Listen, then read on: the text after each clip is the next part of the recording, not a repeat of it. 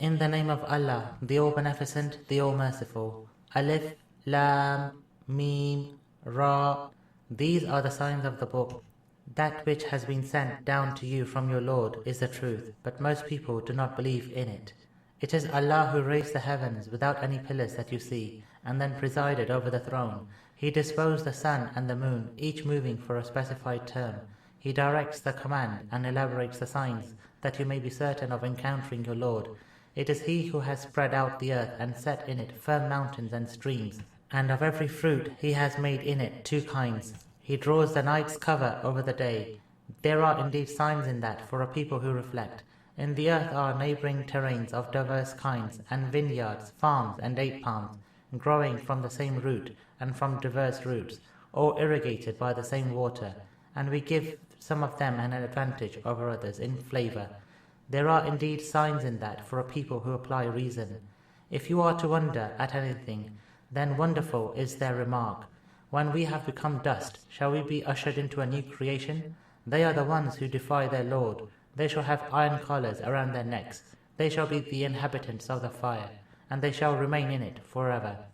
They would press you for evil sooner than for good, though there have already gone by before them exemplary punishments. Indeed, your Lord is forgiving to mankind, despite their wrongdoing, and indeed your Lord is severe in retribution.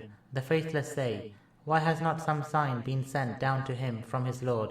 You are only a warner, and there is a guide for every people. Allah knows what every female carries in her womb, and what the wombs reduce, and what they increase, and everything is by precise measure with Him, the knower of the sensible and the unseen, the All-Great, the All-Sublime. It is the same to Him whether any of you speaks secretly, or does so loudly, or whether he lurks in the night, or is open to view in daytime. He has guardian angels to his front and his rear, who guard him by Allah's command. Indeed, Allah does not change a people's lot, unless they change what is in their souls. And when Allah wishes to visit ill on a people, there is nothing that can avert it, and they have no protector besides Him. It is He who shows you the lightning, inspiring fear and hope, and He produces the clouds heavy with rain. The thunder celebrates His praise, and the angels too, in awe of Him, and He releases the thunderbolts, and strikes with them whomever He wishes. Yet they dispute concerning Allah, though He is great in might. Only to Him belongs the true invocation, and those whom they invoke besides Him do not answer them in any wise, like someone who stretches his hands towards water, desiring that it should reach his mouth, but it does not reach it. And the invocations of the faithless only go awry. To Allah prostrates whatever there is in the heavens and the earth, willingly or unwillingly, and the shadows at sunrise and sunset. Say, who is the Lord of the heavens and the earth? Say, Allah. Say, have you then taken others besides Him for guardians who have no control over their own benefit or harm? Say, are the blind one and the seer equal? Or are the darkness and the light equal? Have they set up for Allah partners who have created like His creation, so that the creations seemed confusable to them? Say, Allah is the creator of all things, and He is the One, the All-Paramount. He sends down water from the sky, whereat the valleys are flooded to the extent of their capacity, and the flood carries along a swelling scum, and from what they smelt in the fire, for the purpose of making ornaments or wares, there arises a similar scum. That is how Allah compares the truth and falsehood. As for the scum, it leaves as dross, and that which profits the people remains in the earth.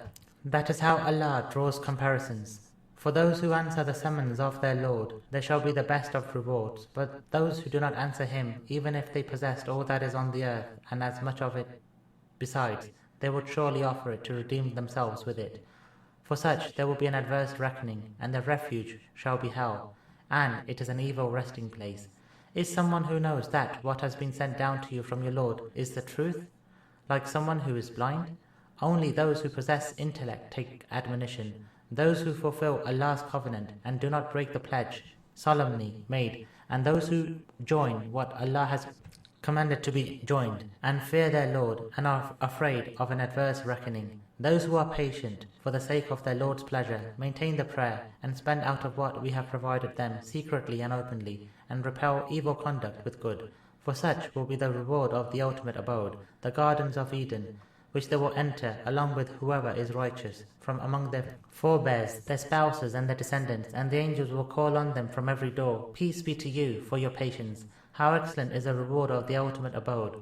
But as for those who break Allah's compact after having pledged it solemnly, and sever what Allah has commanded to be joined, and cause corruption in the earth, it is such on whom the curse will lie, and for them will be the ills of the ultimate abode.